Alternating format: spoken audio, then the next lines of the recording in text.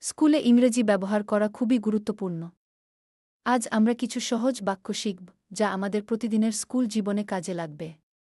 প্রথমে কিছু সাধারণ শব্দের ইংরেজি নাম জানি। শিক্ষককে ইংরেজিতে বলা হয় টিচার।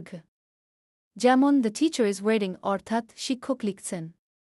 ব্ল্যাকবোর্ডের ইংরেজি হল ব্ল্যাকবোর্ড। আমরা বলি দ্য ব্ল্যাকবোর্ড ইজ ক্লিন। টিফিনের জন্য আমরা লাঞ্চ কি শব্দটি ব্যবহার করি। যেমন I eat lunch at school.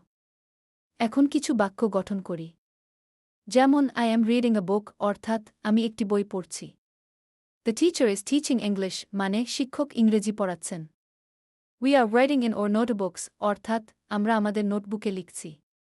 বাক্য গঠনের সময় মনে রাখতে হবে কর্তা, ক্রিয়া এবং বস্তু ব্যবহার করতে। যেমন আই রাইট হোমওয়ার্ক, এখানে কি আই কি হল কর্তা, রাইট কি হল ক্রিয়া এবং হোমওয়ার্ক কি হল বস্তু। এখন একটি ছোট কুইজ করি। কোন বাক্যটি সঠিক? এক the teacher write on the board নাকি the teacher writes on the board. সঠিক উত্তর হল এখন আমরা কিছু বাক্য ব্যবহার করি।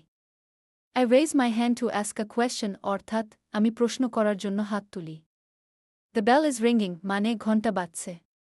এই বাক্যগুলো প্রতিদিন ব্যবহার করলে ইংরেজি শেখা সহজ হয়ে যাবে। মনে রাখবেন, ইংরেজি শেখার জন্য নিয়মিত চর্চা করা জরুরি।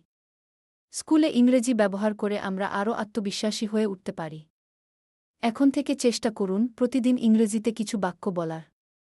এতে আপনার ইংরেজি দক্ষতা বাড়বে এবং স্কুলের পরিবেশে আরও ভালোভাবে মানিয়ে নিতে পারবেন।